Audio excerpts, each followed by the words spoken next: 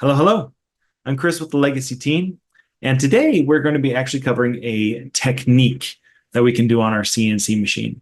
So the scenario that we're going to be setting up is you want to reproduce an old or broken spindle. And we want to go from a photograph, because you can take a photograph of that spindle or have your client take a photograph of the spindle.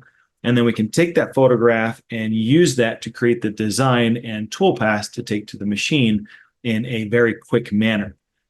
So we're going to show you the quick method of using our contour turning, eventually with conversational cam. This will be broken into a two-part kind of video process. This first video will cover how to design. So how to take the photograph and design the applications using our Maverick software. And then part two, we'll actually create the toolpaths in Conversational Cam Pro.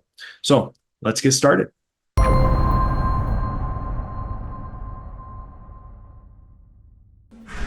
Okay, so in this scenario, what we're going to cover is if you have an old spindle or a broken spindle that needs to be replicated, how would we go about doing that using our CNC machine? So this is a great example. We have some balusters here that have been broken.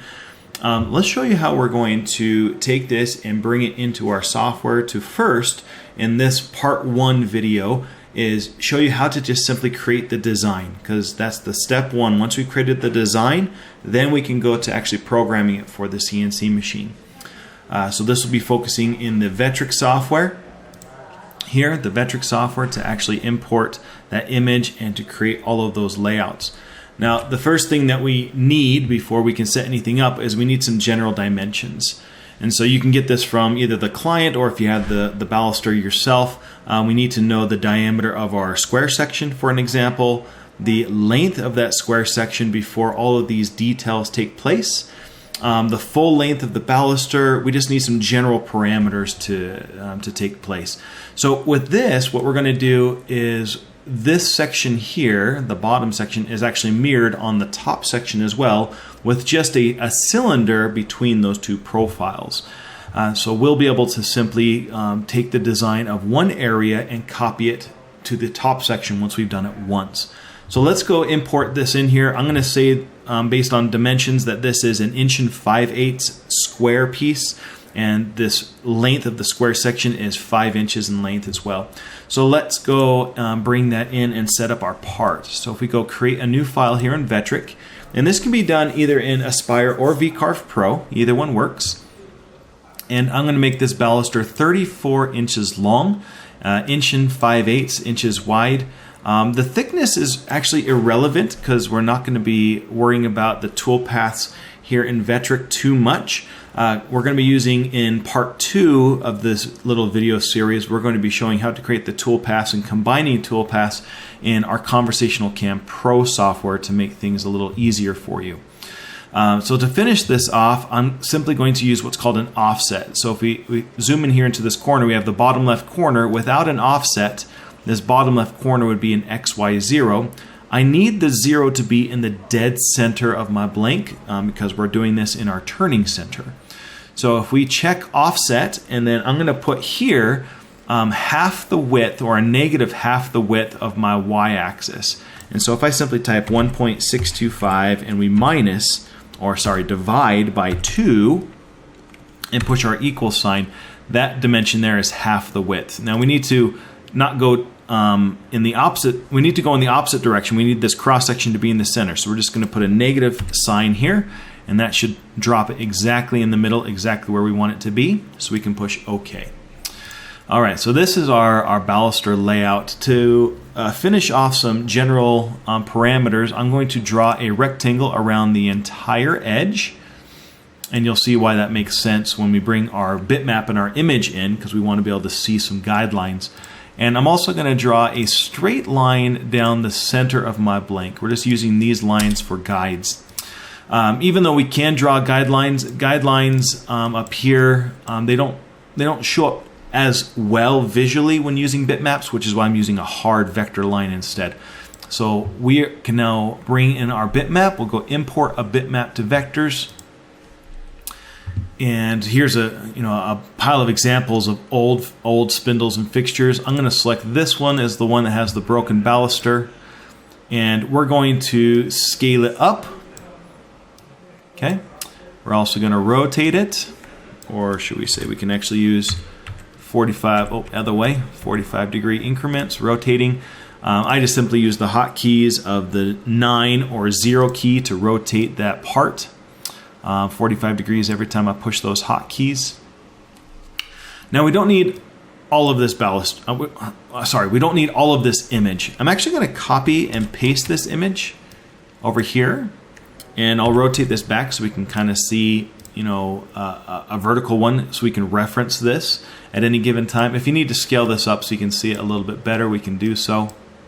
Okay, nothing wrong with that. And again, when you click on it, then we can see more clearly. And if we right click and put appearance, we can slide our fading all the way down, and then that fading won't take place when we don't have the object selected. So that's what I like to do. So I'm going to do the same thing over here. Is we're just going to take this, right click and go appearance, change my fading all the way down. Okay, so what we're going to shoot for is this maximum diameter of this profile turn section here is going to be smaller than the 5/8 wide square section. Now we can draw guidelines, or we can just simply eyeball it. Either way.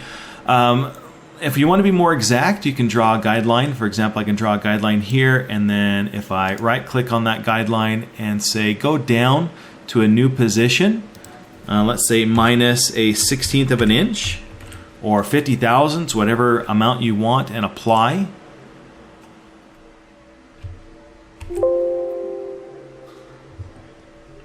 Sorry, I must have put 0 in there for the new position on accident.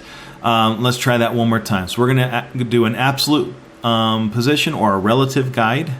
So if we brought this guide back up to the top, we'll right click on it, and we can create a new guide or just put it in a new position.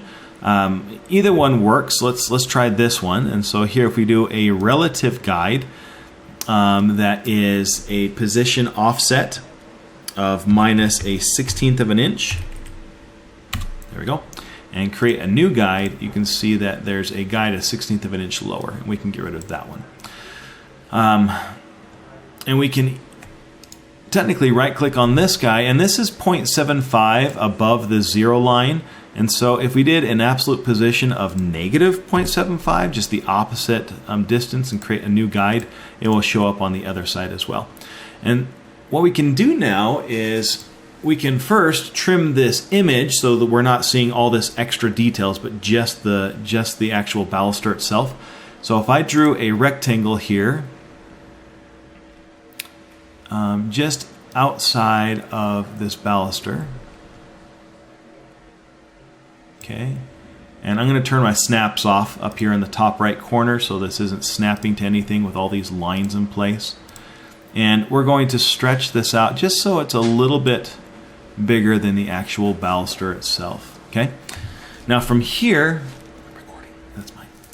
from here, we're going to trim away the rest of the bitmap. So I have this rectangle drawn, and then we'll select the bitmap as well, and we can go here and do a crop bitmap, and that gets rid of all the excess. And so now here we have this image that we can use. I can get rid of this rectangle because we just use that for cropping, and we can get a little closer to scaling it. So you can see that the first tricky part is simply orienting this in your drawing. And so I'm going to rotate this and I'm going to use my arrow keys to bump my image down. What I'm shooting for is I want this line to be in the middle of that profile and the line to be in the middle of that profile. It's actually really close. Yeah, I mean, I'm actually okay with that. That actually looks really good going down that straight line. So this is now lined up along that middle line, which is what we're using that for as a reference. And now all we have to do is we're going to scale it. Oh, wrong adjustment. We're going to scale it until and then we'll bump it back down until the diameter of this section is going to meet these guidelines. Okay, so we're just using that as again a guide. So we kind of scale it a little bit, bring it back down. And so it's a little too big now, so we'll scale it back down just a little more. And that is really close. Okay, so there to there. That actually looks really good. On the maximum swing diameter is right at those guidelines. That looks great. So I'm perfectly okay with that. And then we can take this and we can shift it down as well. We're going to need 5 inches of square section here in the base, and we'll do that here in just a moment. Okay, so now that this drawing is oriented so that, again, the diameter is perfectly centered in the blank on both of these ends, so it's straight, we can now trace this by hand. And did I put the appearance here? I need to slide my appearance down so there's no fading. So if I'm not clicking on it, I can still see it correctly. So this image, looking at this, we have a beaded profile, we have a flat section, we have a cove, a flat section, a beaded profile into a large beaded profile, and we have some little coves, 3 little coves centered on this large bead profile. And then it just mirrors itself afterwards. Actually, if we look here, you can see it a little bit better. So again, a profile, flat, cove, flat, profile, and then a big profile. And again, it mirrors it on the other side. So we have the same profile here on this end, and then a flat section here, same with a flat section there. This cove section with a cove section. So it's just mirroring this. This whole profile section is just mirrored on the opposite end of this big profile. So if we draw this one section, we can actually mirror copy it to the other side. Just looking at the design itself, we can pinpoint those little details. So I'm just going to go to my draw line tool, and here we're going to start right here in the corner, and I'm just going to draw to the kind of the peak section where this the guideline is, and we're going to kind of grab the highs and lows is what we're going to do. So there's a high, there's a low, there's a flat, there's a cove, there's another flat, there's a high, there's a low, and we'll keep it just like that and close. So this is the first profile. Now if we go into node editing, so node editing here, or hotkey letter N, we're going to change all of these nodes. If we highlight them, we're going to change them to be smooth Beziers. Actually, what we can do is we can change certain ones. We know that this needs to be flat and that needs to be flat, right? So we don't need this to be a curve on just those sections. So if we highlight these, we can right click on those and say make them a smooth point, right? And now we have these extra nodes that we can control to make these all curved, and this stayed flat. So I'm going to do the same thing here. I'm actually going to turn this line into a Bezier, and I'm going to change these 3 nodes here, right click into smooth points.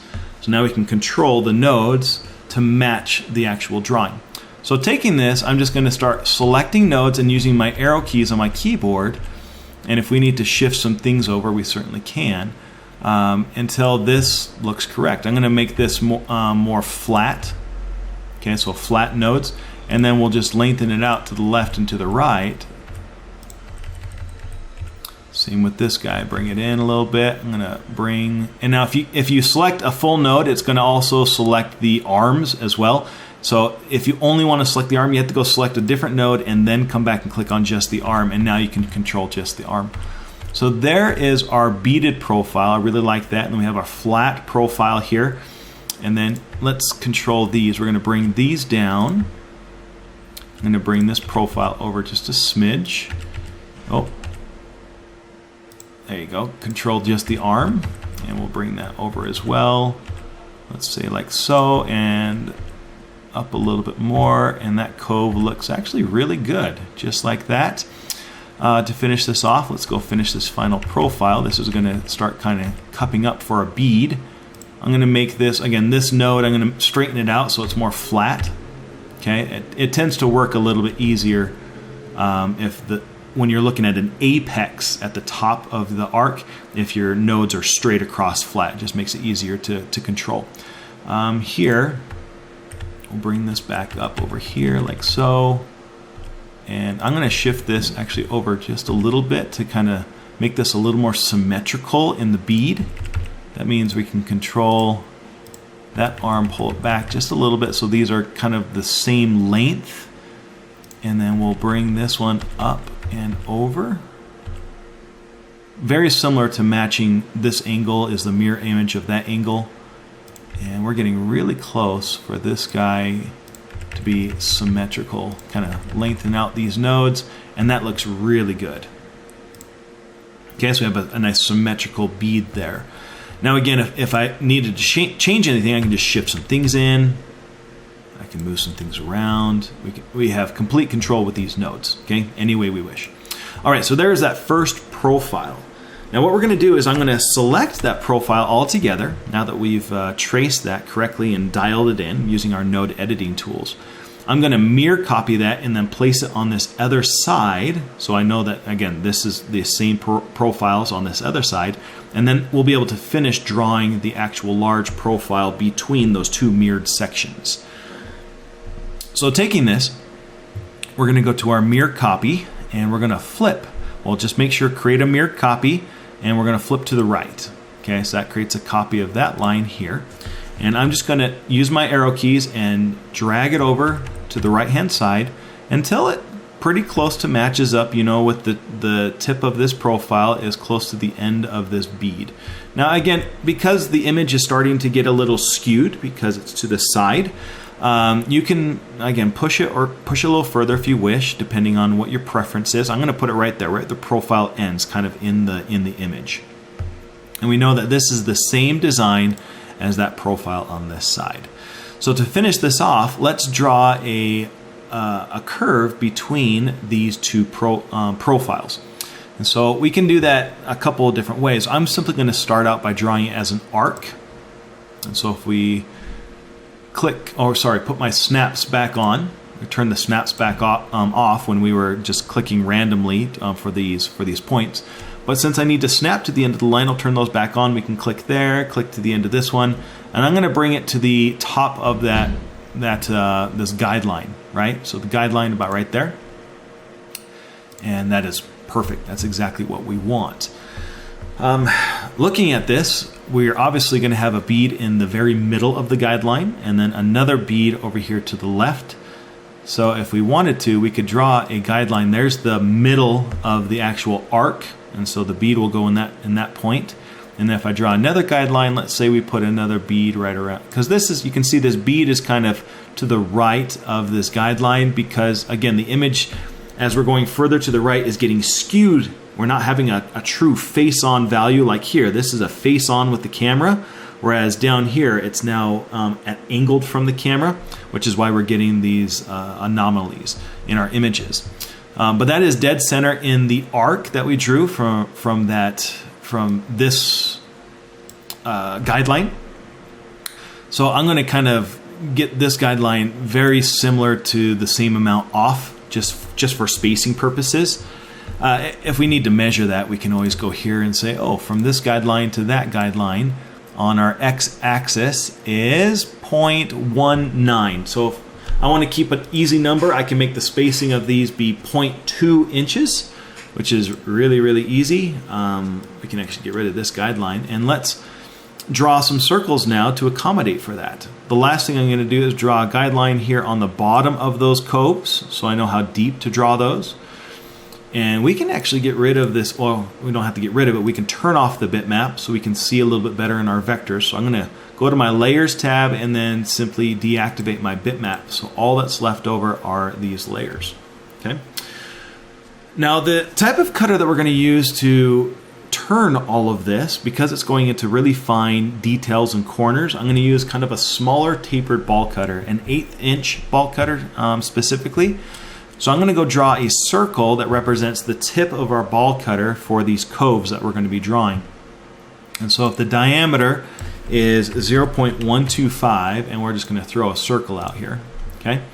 And I'm going to plop the bottom of that circle right on the bottom of this guide in this middle of that guide. So I know that's the dead center of the arc. And we're going to duplicate this, so copy and paste. So I have a second circle here, and now we're just going to move that copied circle over a relative distance of 0.2 inches negative in one direction, so over there, and then select this and go copy paste again with Control C, Control V, and this time we'll go 0.2 inches in the positive direction. so that our spacing is equal for an 1/8 inch ball cutter, leaving those coves. Now, we don't need these guidelines anymore. That's why they were there, so that we could correctly draw this and space it out properly. So let's trim things out. So if we go to our scissors tool, we can trim this. Now, remember that there's a rectangle going around the entire perimeter, which is why it trimmed those sections out. I mean, technically you can click on those and get rid of those as well. And then we're going to trim the material, obviously, in those coves, so it leaves those beads. Now, the one thing that we need to do is on our drawing, let's turn our bitmap back on real quick. On our drawing over here, these beads and coves, they look like they've been softened on those little corners. So this kind of has a nice curve radius to them. So let's kind of add that softness back into this design. So let's turn our bitmap back off. So instead of having these kind of sharp edges right here, we can soften those up after we join everything together. So if we take all of this and we join it together, join, okay, I'm just a 1/1000th tolerance, and it will join. So this is all now one entity, one vector. Let's soften this up with radiuses. So if we go here to our fillet or fillet tool, I guess if you're cooking, fillet, but fillet tool for CAD software. And if I add a radius, let's say a 1/16 of an inch, okay, 1/16 of an inch radius. And we're going to add a normal fillet. And if we click on these corners, it's going to soften those with that radius. And that looks a little closer and better to the original beaded profiles that we would have on the original drawing. Okay, and there we have it. We have our profile now traced and sketched. To finish this off, let's actually draw our square section here that is going to be 5 inches long. So we can come in here and actually just type in 5 and apply. Or if I make my anchor point to the left hand side, since it's already here on where it needs to be, if I push apply, it will adjust the right side and not both sides for us. Apply. There you go. You can see that the right side adjusted because I changed my anchor point. And we can get rid of this guideline as well. And so this is the square section at the very beginning, at the bottom of the baluster. And we need to place this, the tip of this needs to go right up against that line. Okay, just like that. And we can take this as well and we can mirror it to the bottom. So if we do a mirror copy and just say flip vertically, okay, that looks great. And if we wanted to give it some depth, we could even draw some lines on these kind of sharp corners, and that will give it some perspective, some depth to it. Now we are going to be turning all of this with that 1/8 inch tapered ball cutter, so where it has a sharp corner is not going to be a sharp corner. It's going to be a very small radius, a 1/16th radius, but it will be small enough that you won't even be able to tell. It will still look like a sharp corner from where you see the baluster on a day-to-day basis. Okay, so there's all the details. We can actually get rid of this straight line in the middle because we use that for a guide to place the bitmap image originally. Okay, last thing we got to do here is if we look at our bitmap one more time over here. Okay, I'm going to check out right here on this side. We can see that after this profile where it broke, at the top of this, it actually has another little cove, just like these three here at the very top. And this is naturally doing that anyway. Okay, see how this is kind of dishing in anyway, so it's creating that little cove anyway. So we're going to cup it back up and then go to a straight cylinder all the way down. And there's a couple of ways of doing that. This one, I'm just going to use the same technique as drawing the 1/8 inch ball.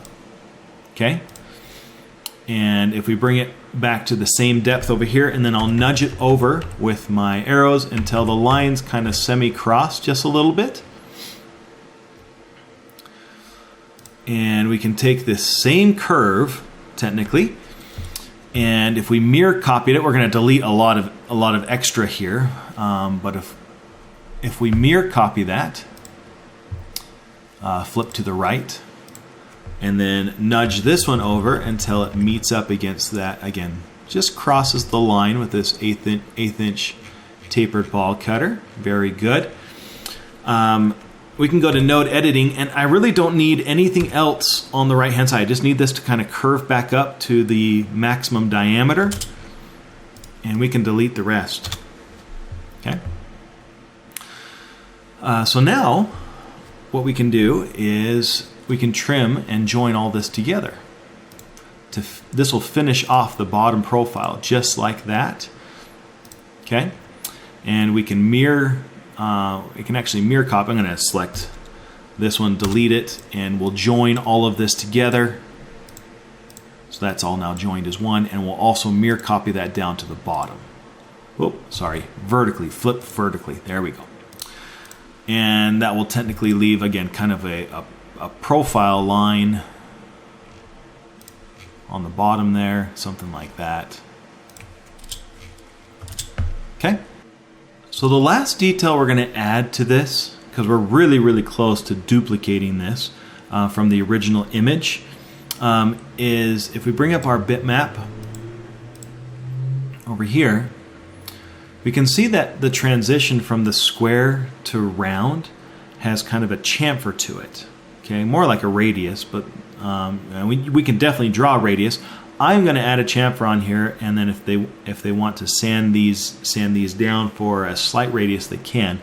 But the chamfer will actually make it look very similar regardless. So to add a chamfer, let's go hide the bitmaps. We're going to take this original profile, and we're going to add a line that goes up in a chamfer direction. Now it had a steep chamfer, so if we go back to our polyline tool and click in that corner and then just go straight up. Okay, now really at any angle that we want, it can be as steep as you want it to be. Let's say you want it here at close to 80 degrees, right? So 80 degrees, and then click and close. And so there you have an actual chamfer line. Now what we want to do, if we look back at our bitmap again one more time, is these corners are going to be swinging when they're in the turning center at a larger diameter. And so the cutter has to start up at a higher z-axis plane to work its way down into the material to get to these first profiles. The question is, what is that swing diameter so that we can draw this chamfer line to the right height?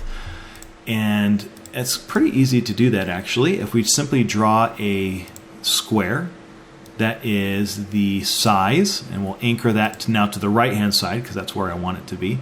And I'm going to adjust the size to 1 5/8 square. And then we'll take this and rotate it 45 degrees, a hotkey of 0 or 9, so there's 45 degrees. And now we can draw literally a straight line from there's the highest point of those corners that's going to be rotating. And if we bring that over and cross it past that chamfer, we can then take our scissors tool and trim away the excess. So this is actually where the cutter needs to start cutting, because that's where the corners are going to be swinging for this 1 5/8 diameter spindle. And so from here it can work its way down and then start turning all of those profiles. So this much of this corner is going to be machined away as it's being turned with that chamfer profile. So we can combine that with this one. So just join. And that gives us a final profile, because yes, we could actually draw this chamfer on the bottom side as well, but for tool pathing sequences, we don't need that. This is literally is just to show us where the cutter is going to start cutting, and then follow this line as it turns all the way down to the very end. And we can now mirror copy this whole design. This is now complete and ready for tool paths, at least in this section, but we need to duplicate this for the other side. So if we took all of this and did a mirror copy again, this time flip horizontally, okay, so it flips it to this side, which is perfect. We can fill in the center of the spindle, which is simply some straight lines from that point to this point, and vice versa on the bottom. And there we have our finished baluster design. We can actually get rid of this section, don't really need it. If you're having a hard time seeing the whole design because of the background and any, the cross section, you can copy and paste it and then just bring a copy straight up. And it's a little easier to see when the background is just one solid color. But yeah, that's the finished results, and we're now ready for toolpath, which we're going to do in part 2 of the video series. So we'll see you in that video. So you can see in about 20 minutes that we're able to take an actual photograph and quickly go through the process of creating the design. Technically, when you get familiar with this flow process, it only takes about 10 to 15 minutes to actually do that. But in part 2, we're going to show the toolpath of how it all comes together. So hopefully this has been informative in showing you a quick application in which we can take a broken or an old spindle and start going through the process of replicating it using the legacy CNC machine. Now, if you're interested in learning more about a legacy CNC system, I recommend you click right over there. Don't hesitate to like, subscribe, check that notification box so that you can be notified when new videos like this come out. As always, thanks for watching. And remember, Legacy solves more woodworking capabilities than any other CNC manufacturer in the industry.